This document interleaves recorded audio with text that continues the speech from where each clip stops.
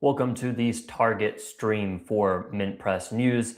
I'm your host, Robert Inlakesh. As always, thank you to everyone for joining us. In today's show, we have many developments to cover, including the Iran strikes against a number of U.S. bases in Kuwait and Bahrain. Yemen's Ansar appears now to be locked and loaded, ready to join the regional fight. And of course, we'll be looking at Hezbollah's guerrilla war on the ground against Israel, including the use of a new kind of FPV drone that has entered the battlefield. But before we begin, this live stream and all the work we do at Mint Press is supported by our members. So we call on you to join us for as little as $5 per month on Patreon. We were banned on PayPal and GoFundMe and had our fundraisers taken down and targeted by the Israel lobby and an Israeli OnlyFans model. So we need you and your support to keep Mint Press alive so that we can continue exposing the stories that the corporate media refuses to touch. Just so everyone is aware, we are doing these live streams every Monday and Thursday, 4 p.m. CST. So that's twice a week. Please catch us on both of those. So we've got a lot to get into in today's show. An enormous amount has happened. There's a lot of footage that has come out of Lebanon as well in terms of the operations of Hezbollah. But first, we're going to look at what's been happening between Iran and the United States, because the U.S. Has been, of course, talking a big game. Donald Trump claims that he's still talking to Iran, and Iran, on the other hand, has said otherwise. So Iran has officially frozen talks with the United States, and the U.S. doesn't like this too much. Let's put it that way, to put it lightly. Iran has also come forth and put together a number of different conditions and upped its game and upped the ante when it comes to the Israel front, directly threatening to strike northern occupied Palestine, Israeli targets, and according to some IRGC officials, turn it into hell on earth if Beirut was struck. So earlier in the week, the Israelis had threatened to strike the southern suburbs of Beirut. Instantly, Iran fired back and threatened Israel directly. Both the foreign minister, Abbas Araghchi, and a number of IRGC officials stated that there would be repercussions for this, that they would hit Israel directly in retaliation. And they still claim that they'll do that if Israel is to strike Beirut. And so the Trump administration, meanwhile, decided that it would begin striking Iranian targets in the south, in Qassim Island and along the coast of southern Iran in the Persian Gulf. And this triggered quite a backlash last month, and this was sort of happening sporadically. These attacks would happen on Iranian military sites, and we would see that in response, the Iranians would fire back, normally on ships. They would fire warning shots at the U.S. warships themselves. But we didn't really see them up the ante until late last month, when they decided to fire on a U.S. base in Kuwait. Initially, Kuwait claimed that they'd shot down the incoming missile and that there was not even a single injury. Nobody was hurt. Nothing was destroyed. Nothing to see here. And then we heard reports leaked through the U.S. media that at least 6 U.S. Personnel, service members, and contractors were injured, and a number of different sites were destroyed, were impacted by what they said was missile debris. So they can't seem to get their story straight. And this time, at the start of the week, we saw some clashes. And then on Tuesday, things really heated up. And so Iran launched a series of strikes against Kuwait, 2 U.S. military bases in Kuwait, and the 5th Fleet was targeted in Bahrain. Now, this is CENTCOM, which I like to call COPCOM, And in their statement, they said that everything was shot down. There's nothing to see here. We dealt with the incoming attack. And, of course, they say that they were acting in self-defense when they fired upon Qashm Island and other targets in southern Iran. They said that because Iran shot down their MQ-1 attack drone, because it was allegedly over international waters, that this was an act of aggression against the United States.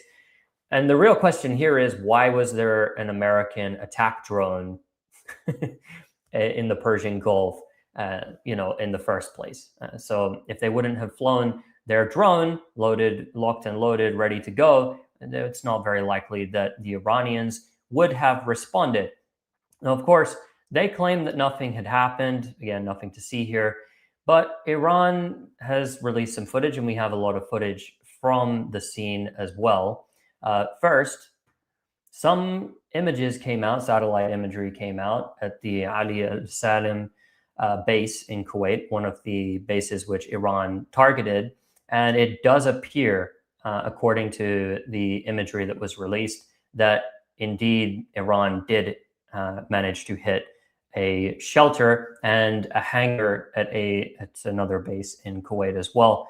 Here's some of the footage that was released of Iranian.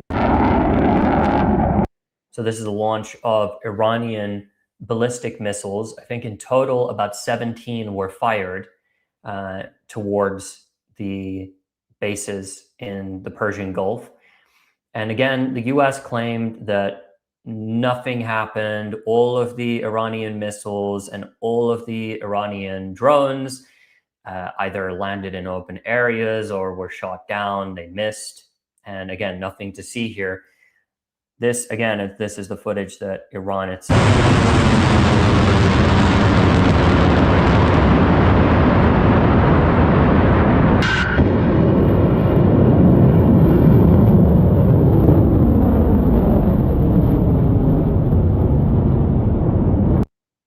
So as you can see, they're launching ballistic missiles, and these are just launches. And again, drones. And they fired a number of drones at their targets. And see, the US doesn't seem to have an answer to this. And this is in Kuwait. These are people filming. Basically, this car crashes because they're trying to film as Iranian missiles are coming in. The sirens are sounding, and there's air defense fire.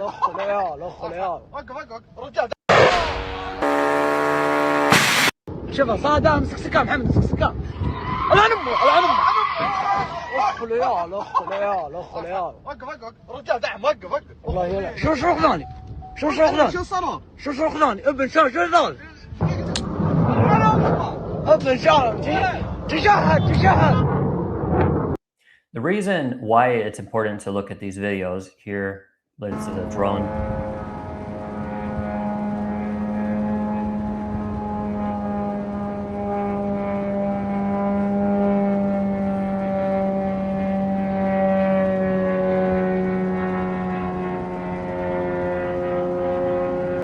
So that's one of Iran's Shahid drones. What you're seeing now is, I believe, an air defense munition that misfired and landed in the middle of a civilian area, but obviously an open area. And this footage right here indicates explosions. Sure.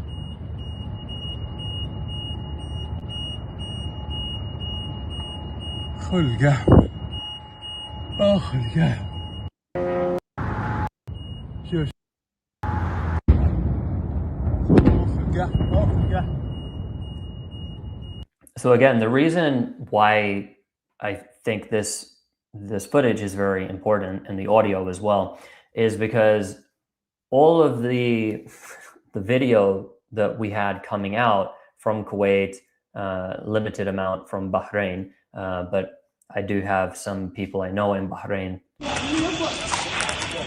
This is the international airport in Kuwait, by the way. But I do have some people that I know who are in Bahrain and were there in the past and had seen things and heard the explosions as well. So the US tried to downplay everything here. And what had happened is the US was trying to implement the Israel strategy against Iran. And the Israel strategy is to try and test the water and, engage in this low intensity warfare and launch strikes, sort of probing, and then set that as the status quo, that they can just aggress and they can bomb targets, and they can do that and the ceasefire holds technically. And they have been doing that time and time again, and more frequently lately. And what Iran has done, and this is something that I did say previously, Iran would have to confront this in a way that it comes out and it does engage the US in a way that's a little bit more, that is higher impact, that raises the stakes. And that's exactly what we see. This is footage here from a terminal in Kuwait International Airport. And again, it really does dunk on the statement that was put out by CENTCOM.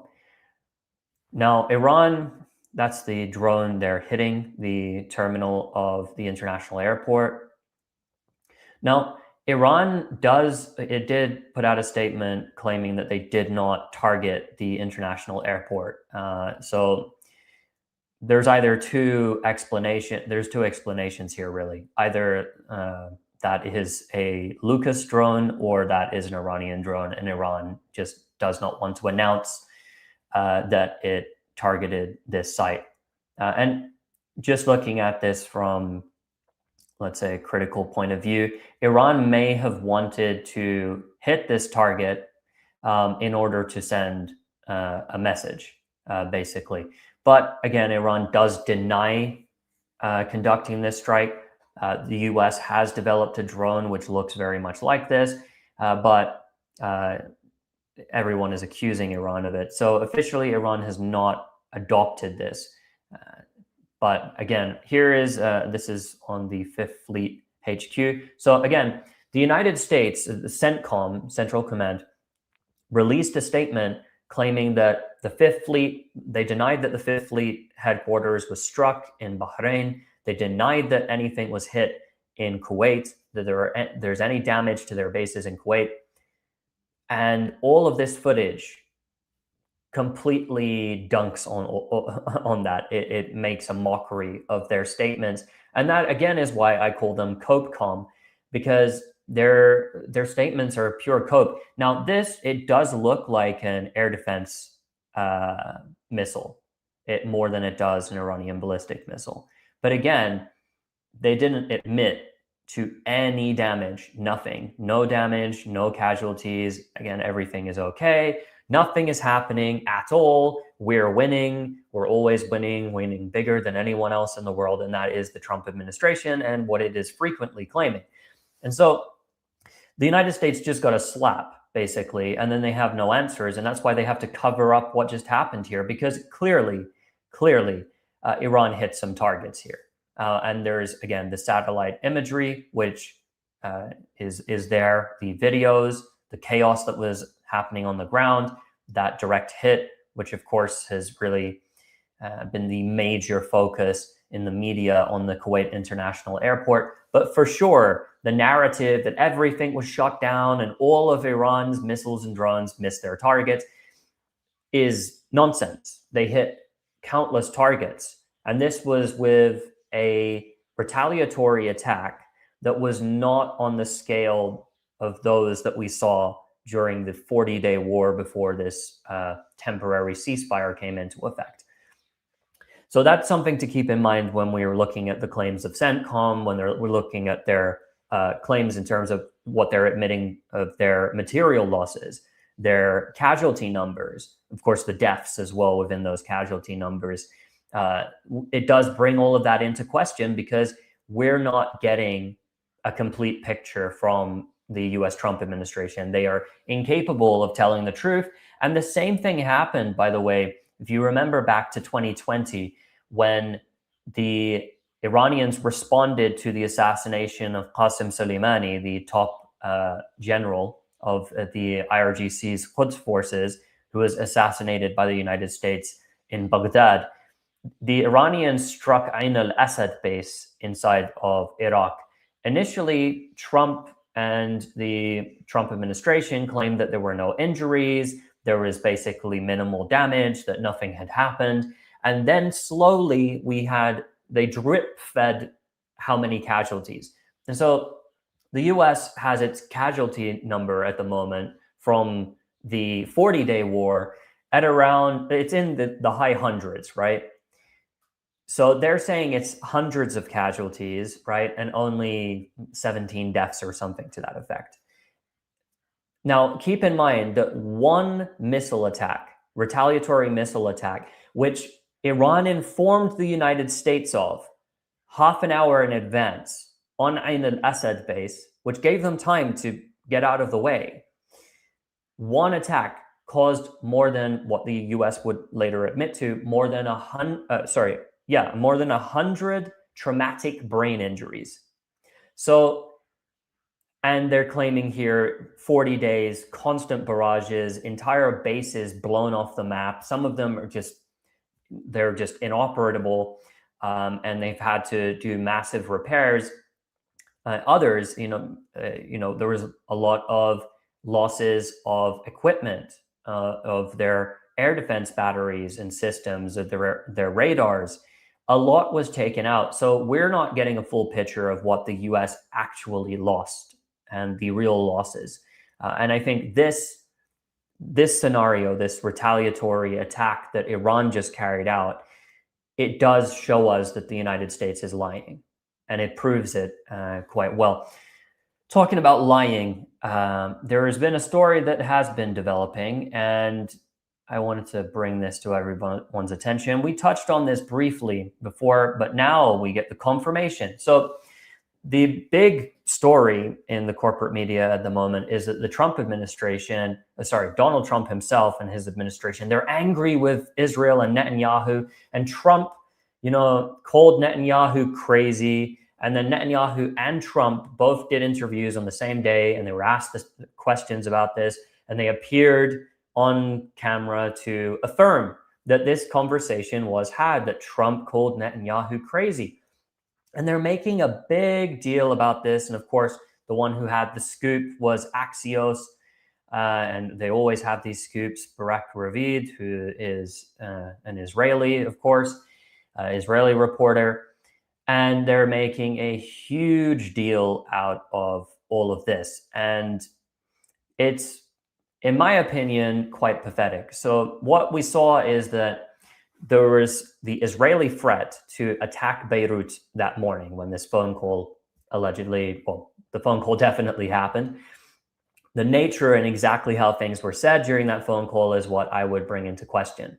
But let's assume that everything is exactly as reported.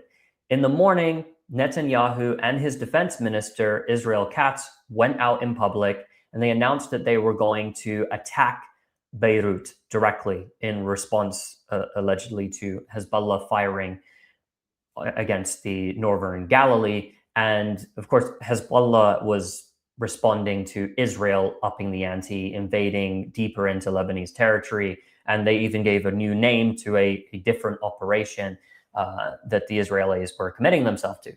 Regardless, they say it's a retaliatory measure against Beirut. Iran comes forth and says, no, we're going to strike you. Everyone should evacuate the Galilee if you're going to strike Beirut. Suddenly, there's a phone call between Donald Trump and Benjamin Netanyahu. And in this phone call, in the course of this phone call, it is decided to call off the strikes on Beirut, at least for the time being. This is undoubtedly because Iran was basically saying to them, we're going to get back in the war, we're back to war. And the United States does not want to start a new round of war with Iran, basically on the front foot. The Iranians are the ones that are going to be dictating the pace. They're the ones retaliating to Israel. They're going to, they're going to get off to a head start. Whereas the United States and Israel, when they commit themselves to these sort of attacks against Iran and others, they like to start with symbolic victories, right? And that's all they have, really, the only options they have in front of them. are sort of small symbolic victories, tactical victories. They can carry out targeted assassinations and the likes. And it's harder to carry out targeted assassinations of high-ranking Iranian officials if the war is back already. You want to do that as a surprise attack. And that's something that Israel and the United States have both done in their 2 rounds of war now since June of last year, when Israel launched its war against Iran. So talking about this and just bringing this into focus now, because it's very important, again, like we don't fall for this nonsense. Here's the piece. We've confirmed our story. Donald Trump over the phone called Netanyahu crazy. You know what this reminds me of? This reminds me of the nonsense right before Israel launched the 12-day war. So we had this whole media, it was all nonsense, right? All anonymous sources, which were telling us about how Donald Trump was yelling at Netanyahu on the phone and he was swearing at him. I think that was one of the things, at least it goes back to Biden. Biden was calling Netanyahu a bad effing guy and hanging up phone calls on him. And he was going to impose his red line. This is all the way back in the Biden administration. But the Trump administration last year, right before the June war, the 12-day war, the Trump administration is sitting down at the table, the negotiating table with Iran. And in the midst of the negotiations and talk about, what Trump's doing, there's this story that starts emerging. And of course, Axios is in on it. All of these media outlets, the Israeli media and the US corporate media, are all in on this story. And it's basically, there's this feud between Netanyahu and Trump. And that's what we were supposed to believe. 1 month later, Israel attacks Iran during the negotiations. The US negotiations with Iran were simply used in order to set up a surprise attack on Iran so that Israel could carry out a bunch of assassinations. But we even saw this from the Jerusalem Post. Gulf diplomatic sources debate if Trump will announce US recognition of a Palestinian state.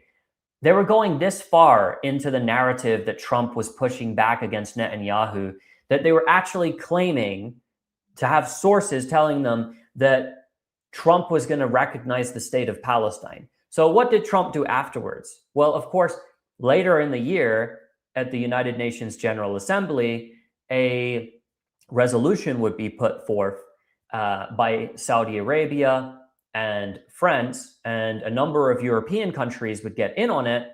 And this was to recognize the state of Palestine, and they set forth the New York Declaration proposal for a roadmap to ending the genocide in Gaza, which they call a war, and having a Palestinian, some sort of a Palestinian state. I'm not going to go into the details of that. It was a ridiculous proposal as it was, but the Trump administration killed that proposal. That's one of the reasons why this ceasefire in Gaza happened the way that it did, because the Trump administration wanted to kill this effort for the Israelis. And around that time as well, all of these stories were coming out in the same media outlets talking about how Trump is playing hardball with the Israelis and Trump is telling Netanyahu he has to do as he's told and all the rest of it. Here we are, 8 months later after the ceasefire was announced in Gaza, and they've killed 1,000 people in Gaza and never went to the imaginary phase 2 of the agreement and lie about all of their commitments in the agreement. And they've set up this board of peace, which has nothing to do in its charter with Gaza at all. It's just, there for billionaires to pump money into it, right? And in a way, a body created, an international body created by the Trump administration to bypass the United Nations. And by the way, it was given the tick of approval, the stamp of approval by the United Nations Security Council.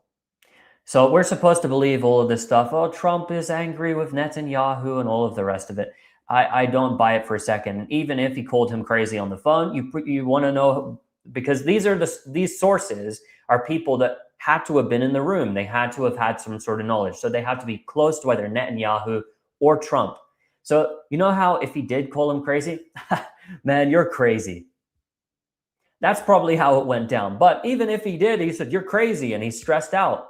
What does that indicate? But again, they're wanting to present the Trump administration as if it is in control. If it's in control, then this ceasefire in Lebanon would have been fixed.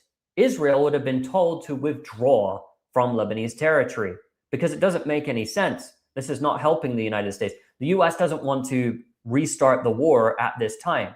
That doesn't make any sense. That's why the Beirut strikes were canceled, because Iran confirmed what their fears were, and that's that if Beirut is struck, Iran is going to directly intervene. Not only that, but now the IRGC is stating that if the war on Gaza and Lebanon, the ceasefire violations against both, don't end, then Iran might itself intervene, but they're also going to open up other fronts. They're promising to open up other fronts, which means Yemen will get involved.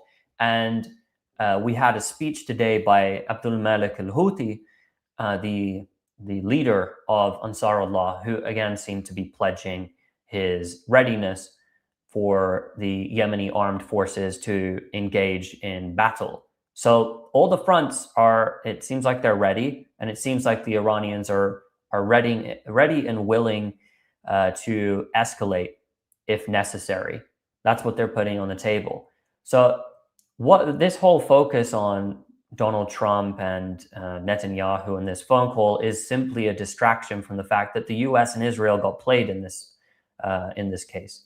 And they don't have a real strategy against the Iranians, nor do they have a strategy against Hezbollah. They don't know what to do. They're getting beaten up on the ground by Hezbollah, the Israelis are, and the United States again just took a kicking from Iran, the IRGC's retaliatory strikes, and has done absolutely nothing in response to it. It has no answers. And the reason why the United States cannot get itself out of this scenario is because they simply cannot bring themselves to sign a deal that would enable the war to end. They can't get Israel to stop in Lebanon, and that's the big sticking point here, because Iran is demanding that the war in Lebanon end and that the Israelis withdraw from Lebanese territory. The Israelis, instead, they decided that they're going to escalate even further by upping their bombardment of the Gaza Strip, because they're frustrated at the fact that they're not able to achieve anything militarily in Lebanon. And so there they go, and they're targeting civilians again in larger numbers in Gaza. So they're stuck and they don't know what to do. But again, the Trump administration can't just say, hey, Israel, get out of Lebanon. We'll still back you. We'll give you all of the money you want, and we'll give you all of the weapons, but just get out of Lebanon. You haven't got a strategy. Nothing is going very well there. But again, Trump can't do that. All he can do on the phone, if we're to believe this story, right? If we're to believe how it's being presented to us. And even Netanyahu and Trump themselves, they're talking about, talking about it like they're talking to their friend on the phone, because that's how it probably actually went. But let's say Trump was so mad and he really went off at Netanyahu. He's just whining to Netanyahu on the phone. He can't actually tell him to stop in Lebanon, withdraw his forces in Lebanon. He can't tell Netanyahu, I'm going to make a deal with Iran. I'm just going to get this done. You've convinced me to go into a war that's not in my interests, and now the global economy is suffering because of this. He doesn't have the ability to do that. But again, they're trying to revive his image. They're trying to present, again, like they did with the Biden administration during the course of the Gaza genocide. We heard time and time and time again, Biden is swearing at Netanyahu, and he tried to discipline him, and he's setting a red line. And I don't know if anyone remembers back to that period. But when Israel was threatening in 2024 to invade the Rafah, the Biden administration allegedly set a red line. You do not invade Rafah in southern Gaza. And the media was building this big thing up that Joe Biden had, put his foot down with Netanyahu. It never happened. It was imaginary. It was fake. So that being said, before we get into the videos and what's been happening in Lebanon, and away, and of course this is directly connected to what's happening with Iran, and it's all part of one regional war. But before we get to that, Danny Danon, the Israeli ambassador to the United Nations, had an interesting speech, and I think that perhaps we should look at it because I think it's quite entertaining. Is once again being asked to explain why it is defending itself. So, of course, he's doing the spiel that the Israelis always do. We're defending ourselves and all of the rest of it. And at this point, especially with this guy, I don't actually think this is trying to convince anyone anywhere. I think that when they make these speeches, it's for the domestic Israeli audience's consumption. But that being said, it's quite comical what he's saying. So let me begin clearly. Israel did not wake up one morning and decide to enter Lebanon because we want to do it. We don't want escalation. We don't seek. I'm just going to pause this here. This the Lebanese representative, his face is just like, oh man, I have to sit here and listen to this. And by the way, the Lebanese government is completely shameless at the moment, but still, like having to sit there and listen to, all of this, it still is painful, even if, you're part of a government that is doing the bidding of the United States at this point. Lebanese territory. Israel does not seek conflict with the Lebanese people. I honestly think his face is what the majority of the world's reaction is to it. But yeah, we continue. The problem is Hezbollah. And the last three speakers in this room failed to mention Hezbollah. The Pakistani ambassador, Madam President, and the Lebanese ambassador. Like, no one can actually name it. But that is the reason we had no choice to enter Lebanon. The problem is Hezbollah. Name them. The problem, is not that you had a ceasefire agreement after a war that you started, and that ceasefire agreement from the 27th of November, 2024 was violated by you 15,400 times, and that you killed hundreds of people in Lebanon and blew up entire towns. Like that's not the problem. The problem is the party in Lebanon, which is a political party in Lebanon and has its arm wing, decided to respond to you at the opportune moment after you committed 15,400 ceasefire violations, more violations of a ceasefire than have ever been committed in recorded human history. But we'll on March continue. 2nd, Hezbollah chose to fire on Israel. No provocation. And they did it not to defend Lebanon, not to help the Lebanese people, not to build a better future for the region. Hezbollah fired on In order to give me a bunch of nonsense for my speech. us to serve Iran. They got instructions from Tehran.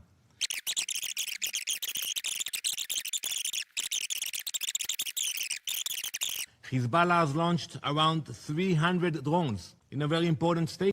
Drones. So before we get into this is the part that I really wanted to play, is for the props, to be honest. But the Israelis are whining and complaining about the fact that Hezbollah's FPV drones are smashing into their soldiers and destroying their Iron Dome air defense batteries, and that they can't overcome the challenge of the drones. And they're having a public cry about it. And now this is just being, thrown into the UN. But they do it in such, a comical way. And that's why I wanted to get to this part 2 of hours it. ago, about one drone in Romania. We are talking about 300 drones. And all of this is being carried out by a terrorist army that has entrenched itself across. Just a quick comment as well.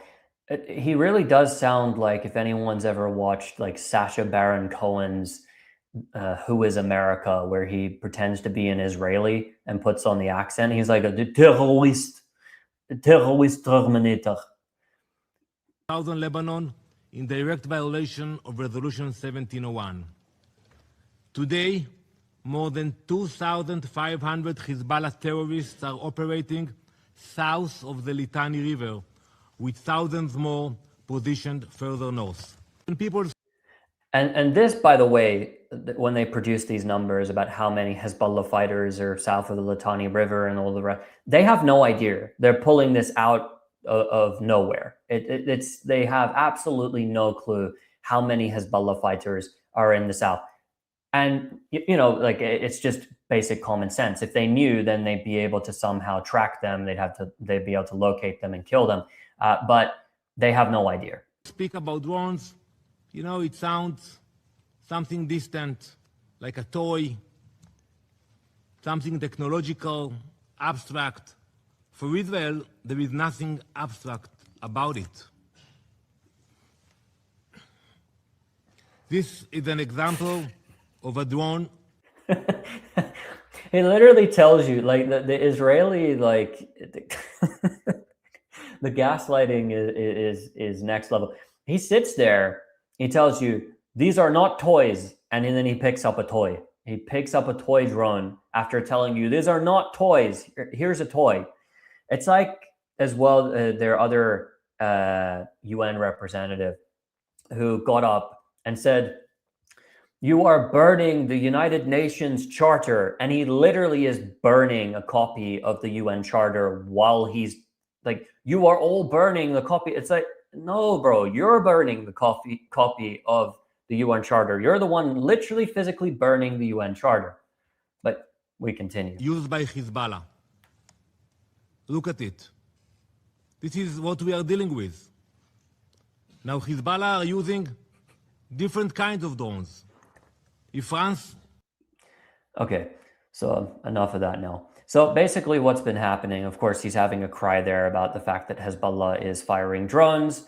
But there's been another development, and that development, of course, is that they announced, the United States anyway, the White House put out a statement, that there has been a ceasefire apparently reached in Lebanon. For the third time, there's a third ceasefire that's been reached between Lebanon and Israel.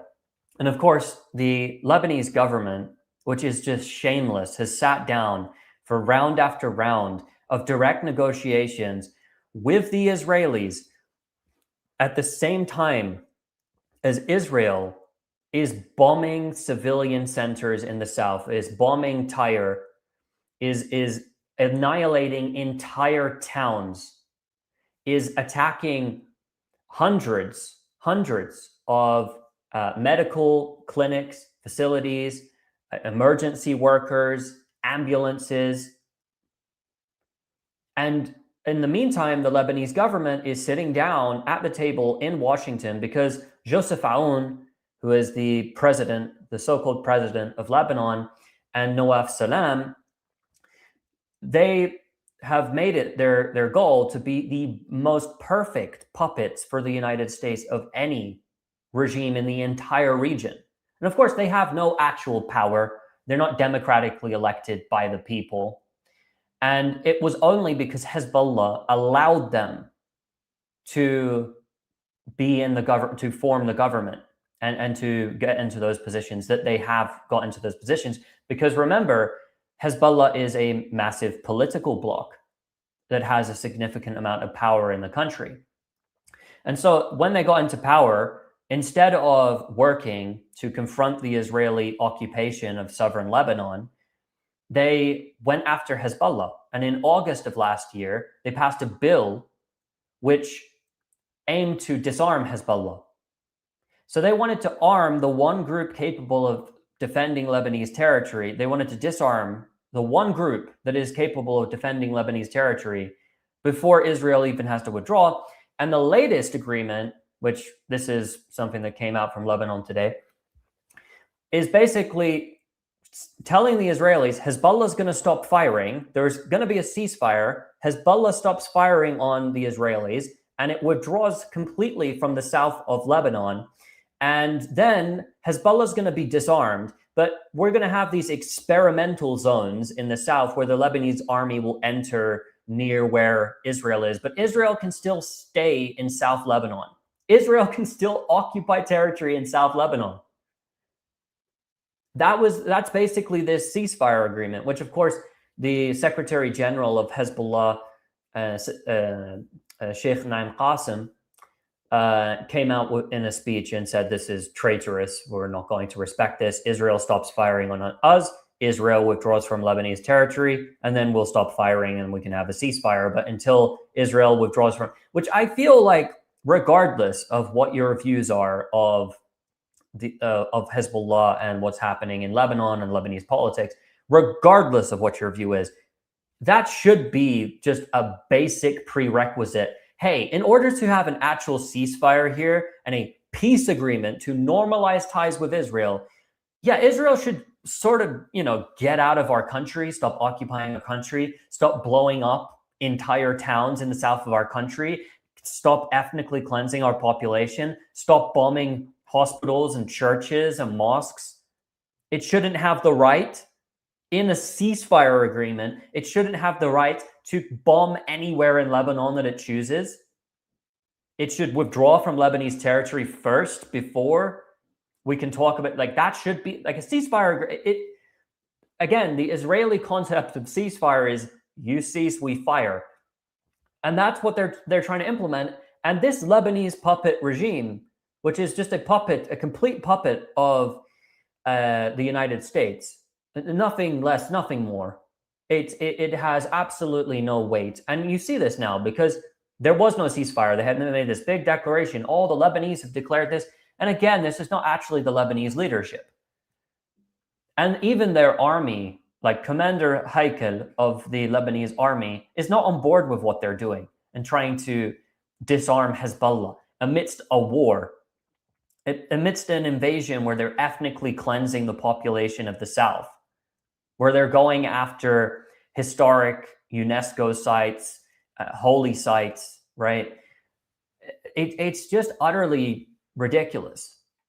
And of course, it didn't last even a day. And the whole point of this is that Israel is trying desperately everything it can do to stop Hezbollah from firing upon them.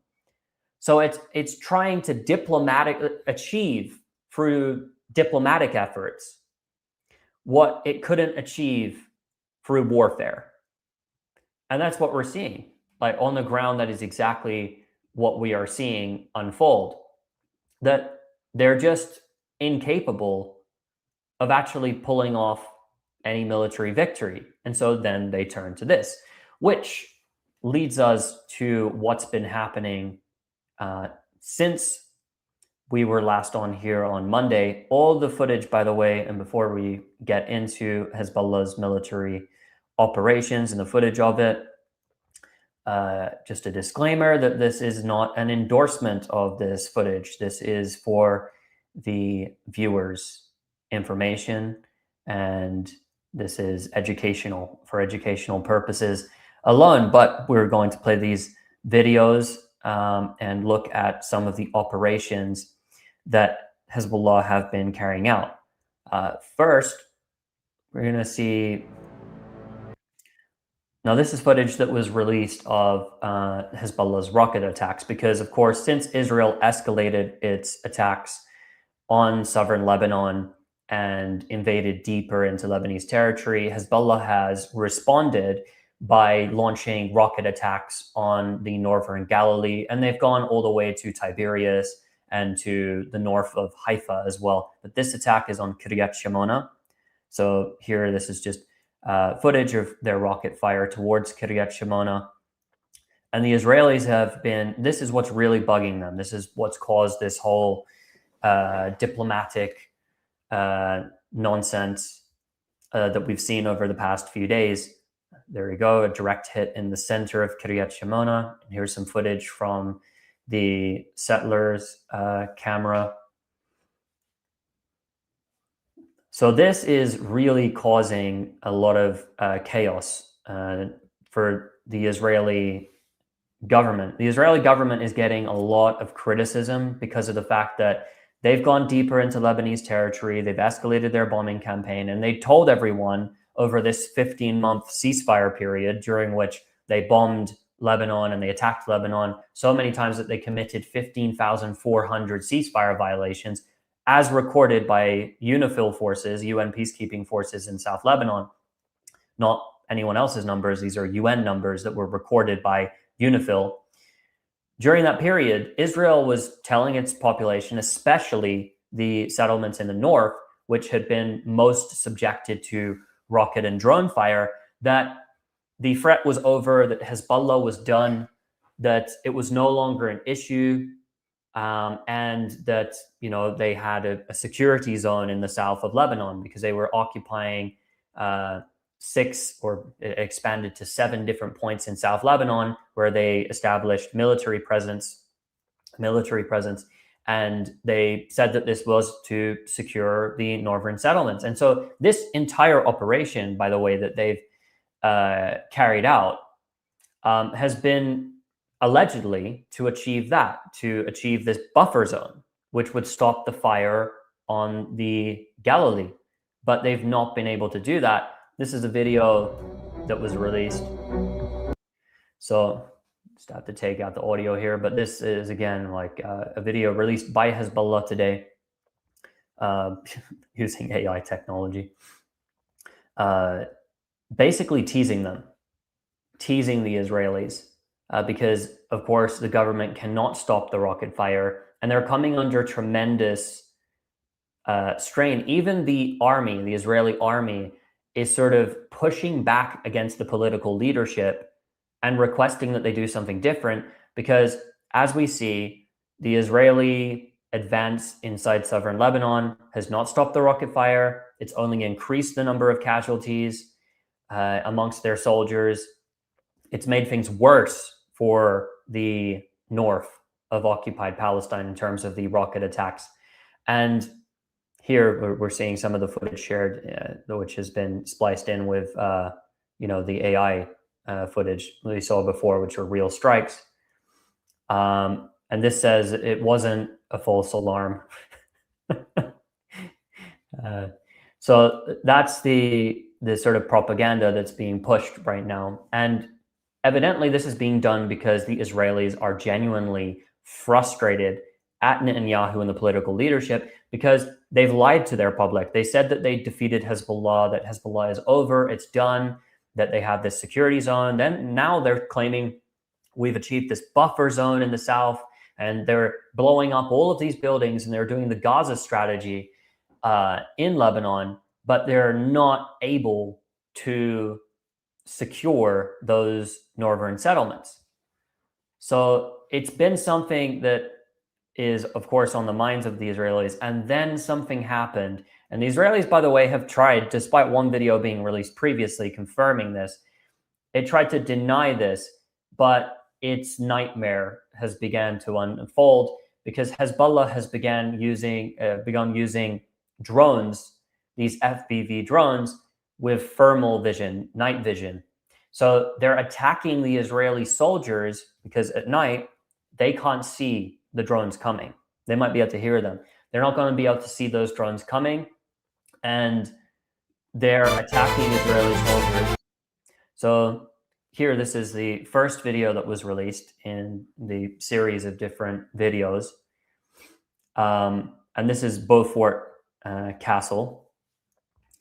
And by the way, actually, before we get into this, this is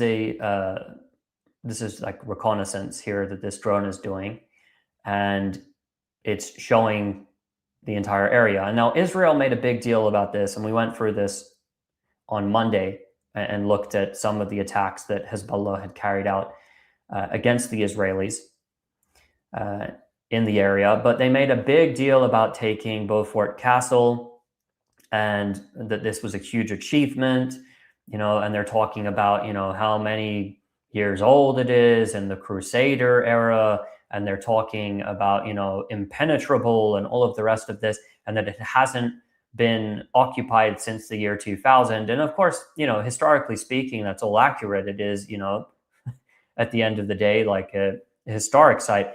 But, and here, this is the surveillance footage.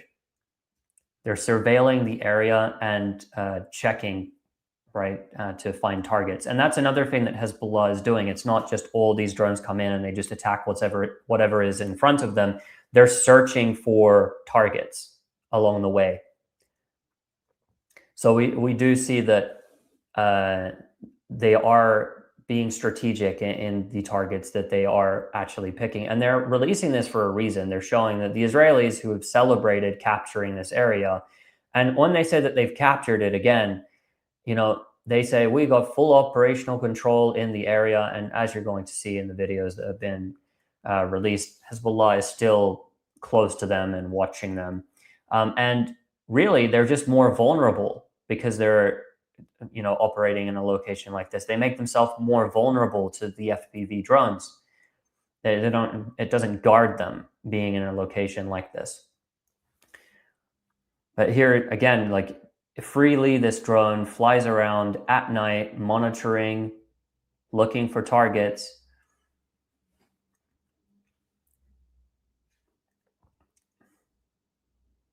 And like it basically says here in Arabic and Hebrew, like we couldn't find you, right? So that's the first video in the series of clips that were released by Hezbollah. So before we get into that, again, just to demonstrate how much the Israelis have been bragging about, how significant it is that they've captured this area, they did this ceremony for the new commander of the Jolani Brigade in the Israeli military, and they did it right in Beaufort Castle. So this was like a symbolic thing that they did this little ceremony, this cute little ceremony where they had an Israeli flag up, and they're like, well, look, we have a new leader of the Jolani Brigade. And the reality is, pull this up here, and this is why I like to show this on the map. So the Israelis also, part of their claim to fame here is that they have crossed the Litani River and seized territory on north of the Litani River. And this is supposed to be a big achievement. And of course, if you don't know the terrain, then, this is the Litani River, right? If you don't know the terrain, then you probably wouldn't know that this area here, right, is just kilometers away from the Israeli border. Now, capturing, crossing the Litani River, if Israel was going to do it and, come up here through Nakura, which they have a presence in, and go up to Tyre, and then capture and cross here. Okay, you've come along the coastline. You've actually traveled a significant distance. You've probably had to fight your way through. And by the way, in 2006, and I've repeated this a few times, in 2006, Israel did reach the Litani River. They did come along here and reach the Litani River. And that was in 30 days. And Israel is largely considered to have lost the conflict in 2006. They ran away. Now they're bragging about crossing. Literally, it took them months to go a few kilometers and to cross and get here. And then when they get there, just a taste of what's been happening today, there's some footage that emerged. Here is from earlier today. Hezbollah announced that they completely destroyed 3 Israeli tanks in the area, that they hit them with the Elmas anti-tank guided missiles, and the vehicles here appear to have been filmed burning.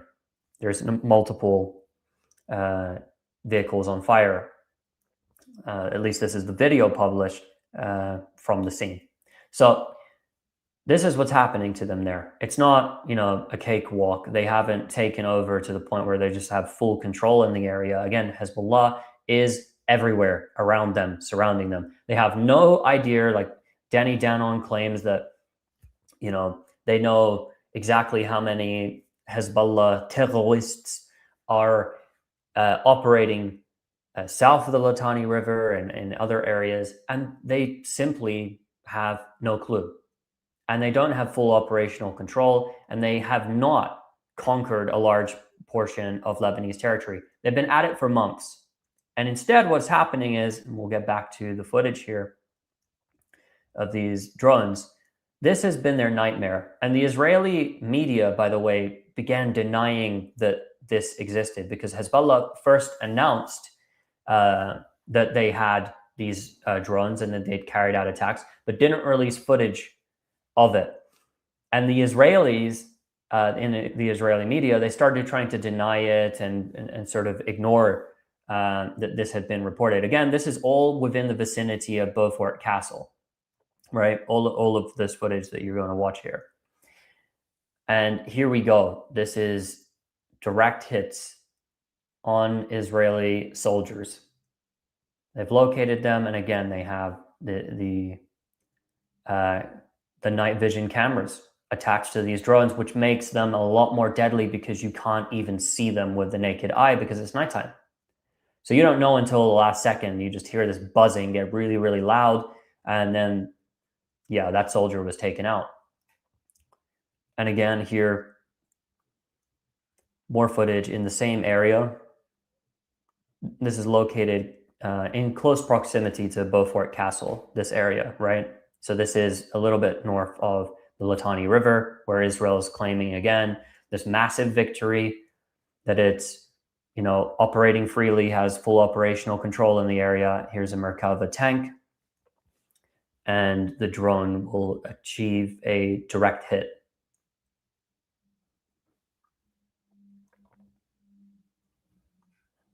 And again, the Israelis, they're trying to develop, they claim, solutions to the FPV drones because they can't be jammed, the ones that are using the fiber optic cables. They can't be jammed. So their electronic warfare equipment is useless. And most of the time you can't spot them. And now that Hezbollah is using them at night, it's nearly impossible for them to counter these. So they first put up nets, and then they claimed that they were going to, because there was a meeting between Israeli Prime Minister Benjamin Netanyahu. Here's another attack on Israeli soldiers. They locate them at night, and bang. And by the way, the warhead, the RPG warhead, which is regularly loaded onto these FPV drones, is at the top of the drone. The camera is normally lower down. So that right there landed right next to that soldier, if not on them directly. But there was a conversation, like I was saying, between Netanyahu and a leader of one of the northern settlements. And Netanyahu had suggested, this is according to Israeli media reports, suggested to him that in a few days we're going to reveal, you know, a new solution to the FPV drones. And everyone was waiting to see what that was. And then apparently what they're trying to do is they want to train dogs to somehow help them, I suppose, hear the drones come and alert soldiers that drones are coming. They want to train dogs.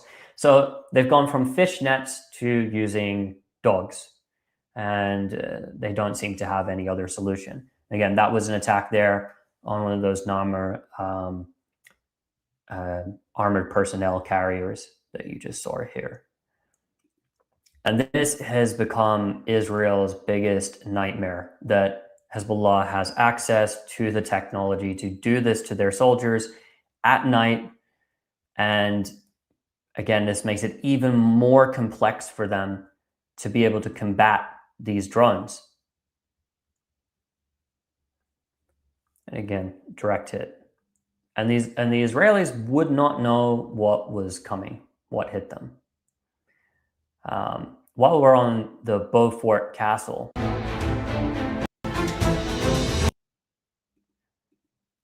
so this is also footage of as soon as the Israelis got there. Immediately, we saw a hit on a building. This footage was released shortly after Israel claimed to have taken the area, that they had conquered it, right? That they had full operational control in the area. And Hezbollah was using these drones as well in daytime and has continued to do so, but is now targeting the Israelis stationed around these sites as well, this site specifically, and is taking them out with anti-tank guided missiles. And these ATGMs that they fire pack a bigger punch than the RPG warheads, which are loaded onto these drones, by the way. But this is what immediately began happening when they crossed the Litani River and they reached these sites and they declared that they had seized these areas. Immediately they were confronted. And again, they're more open. You know, when they come into these areas now, they're open to attack. And if anything, this has put their soldiers in more harm's way. Today, we've seen a number of different operations against the Israelis in the south of Lebanon during their attempts to advance that have inflicted large casualty events on those soldiers. And the Israelis have admitted more dead soldiers today in drone attacks and anti-tank guided missile attacks.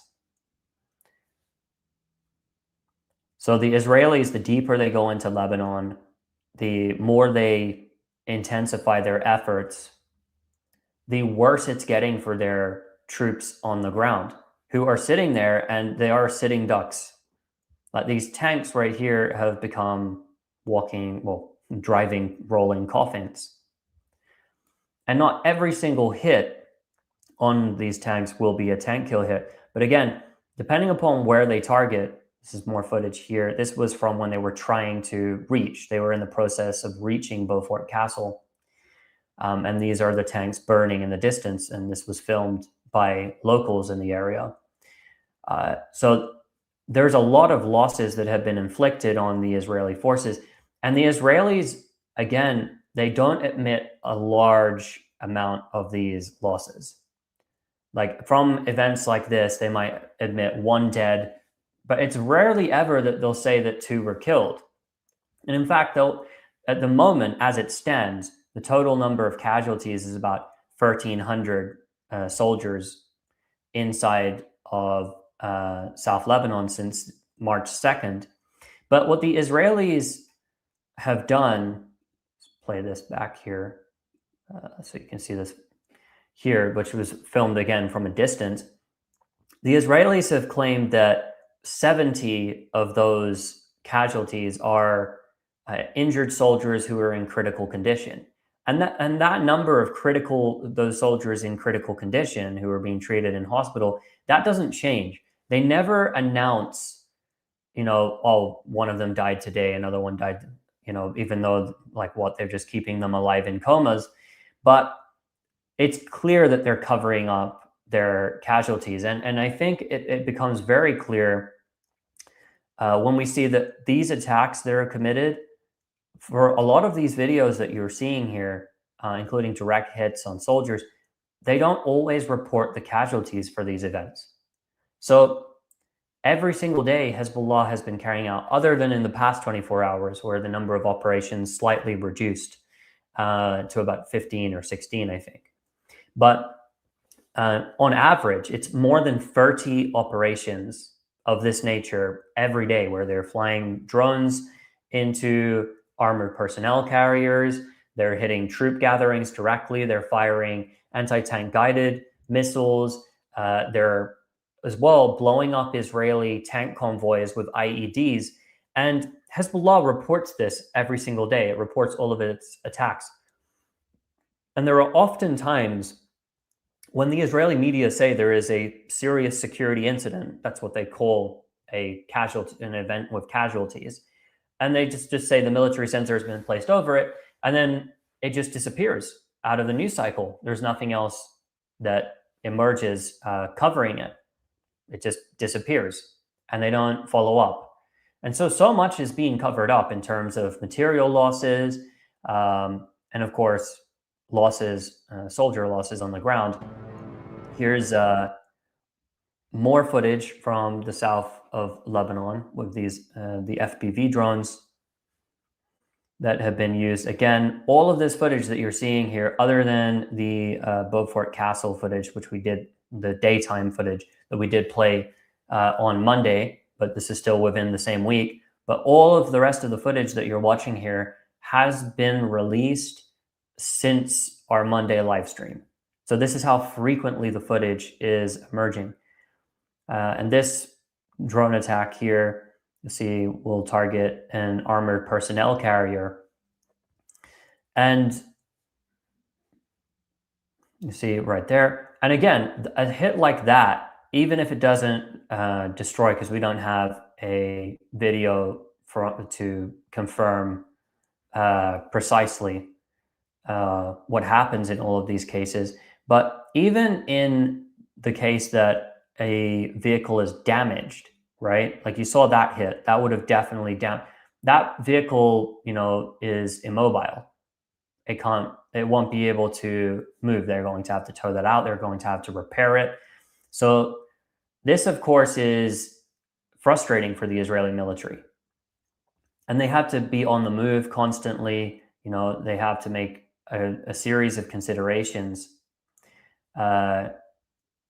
as to like how they're going to manage in this case. And this is another interesting one. This is in Yemen, where the FPV drone is used to strike an Iron Dome launcher that is mounted onto a truck.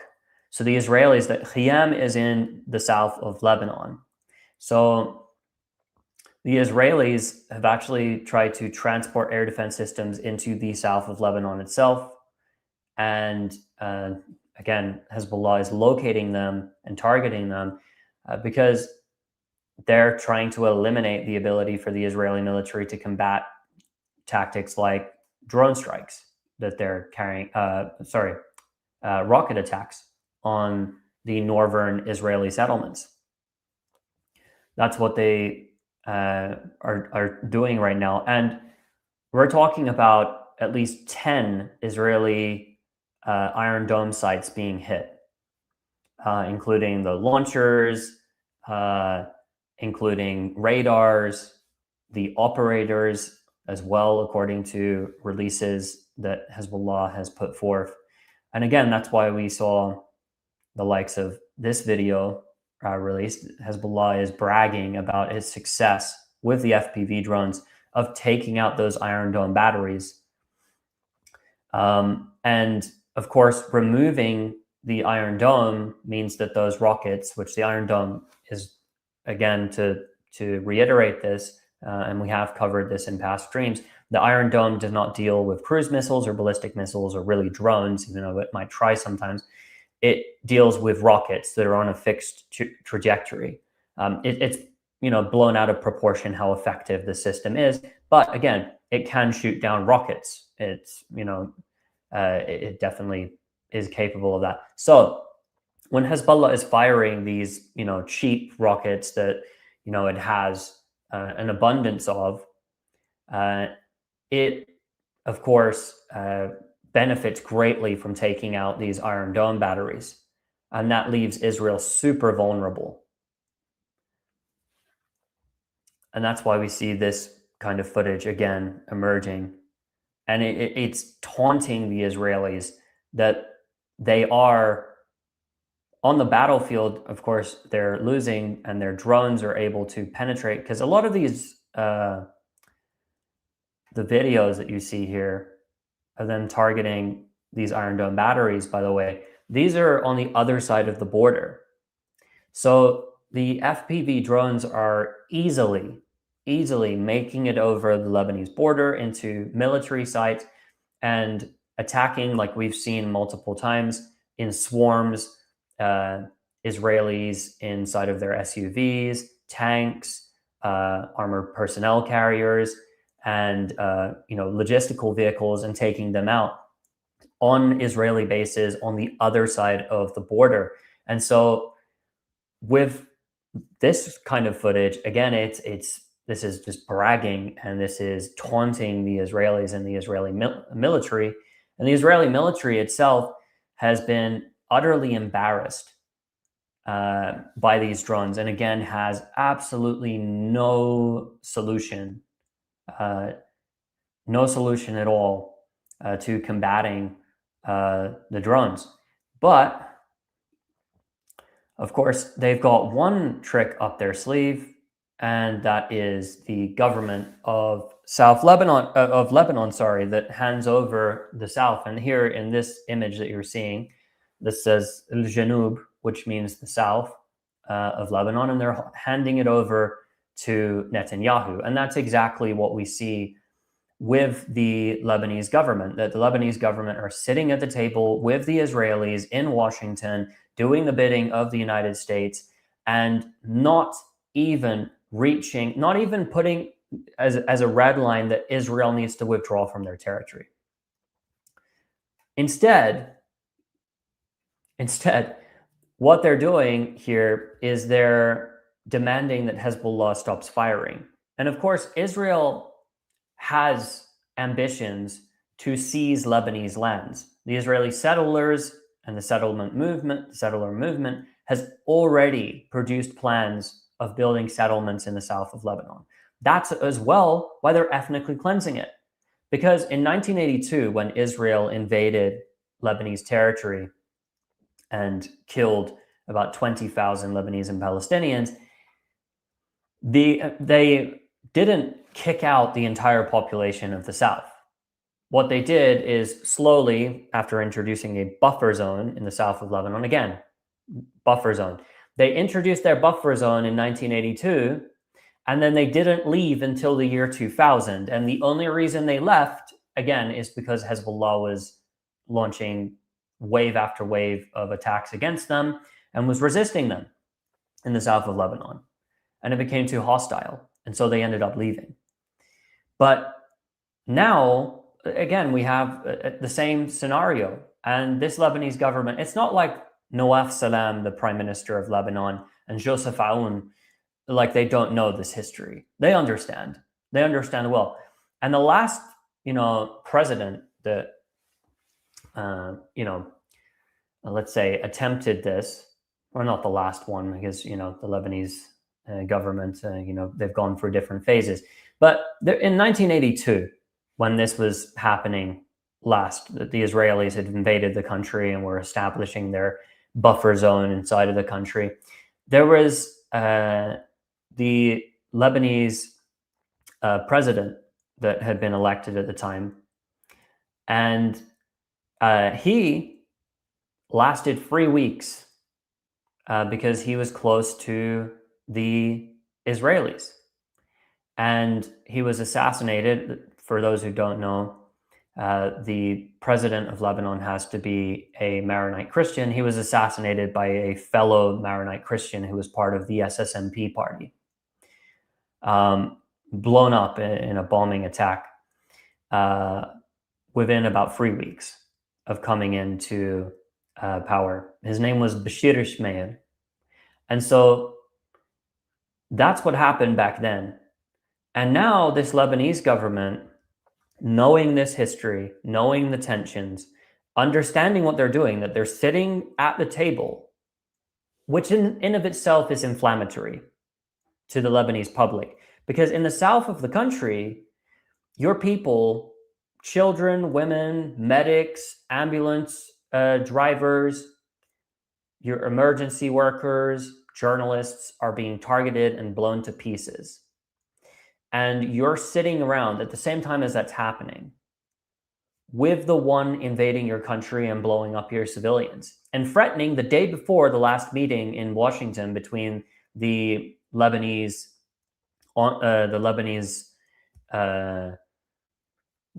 delegation and the Israeli delegation. The day before that, Netanyahu's threatening to bomb your capital. Nothing to say about it whatsoever. No pushback, no demand that Israel even leaves the country as a prerequisite to establishing a ceasefire. And again, this is the third time they announce a stupid ceasefire. And it's not a ceasefire. And because the Lebanese army is not allowed to resist Israel, this is not a negotiation, really. between two warring parties, because the Lebanese government, led by Nawaf Salam and Joseph Aoun, is simply just there in name only as a representative of Lebanon. What do they actually do in serving Lebanese interests? Absolutely nothing. They're not fighting. They're not protecting their country. They don't have any, like, really, they're just there because the United States wanted them to be there. And now they're saying and doing exactly what the United States wanted. And that is just the reality of the predicament there. There's no other way to see it. There's no example of a government being this blatantly so pro the enemy side. It just has to be called out for what it is. And again, in this scenario, this is happening, as we're hearing about a ceasefire. The Israelis are invading deep into Lebanese territory, and Hezbollah are opening fire and hitting Israeli targets and destroying their convoys, attacking their positions. And, if you didn't know anything about Lebanon, you would ask, where is the Lebanese army? And the answer is the Prime Minister, Nawaf Salam, and Joseph Aoun would, of course, Nawaf Salam maybe, but Joseph Aoun probably, he doesn't have any hair, so he couldn't pull his hair out. But Nawaf Salam would be pulling his hair out if the Lebanese army decided to resist the Israeli invasion of their country. Because to them, again, like, the way that they treat the South is like it's not part of Lebanon. It's a different country. But again, we will continue to monitor the developments. We will continue to bring you the latest in the footage that emerges. And also, we'll keep an eye on everything as it's going on. We will be back here at the same time on Monday, and then again next Thursday. So please do catch us on Monday for our stream. If you did get this far, please hit the like button. Make sure you share this video as well. Put a comment in there. It helps us in the algorithm. Let us know what you think. And yes, please, obviously, subscribe, follow our work, and to keep this going. And we will be back on Monday to bring you more and break down what is going on. So thank you to everyone for being here today, and we will see you next Monday.